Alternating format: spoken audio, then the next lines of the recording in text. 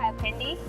You know, now food industry is changing every day.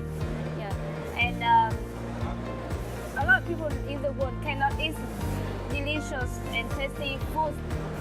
Some of the food is very expensive for them, so we will try to make the product with a high quality and the reasonable price, so we can serve all the people around the world.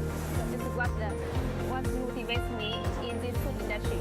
Each countries have its standards and many technical barriers, so it's difficult for us to understand, to study, to try to understand and set into international food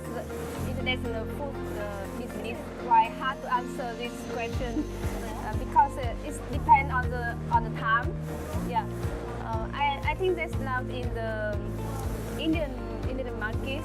Yeah, you have a lot of products, many products. I can see it around, and what we want to do now is introduce you some new products with new taste. My name is Elena, and I'm the voice of this industry.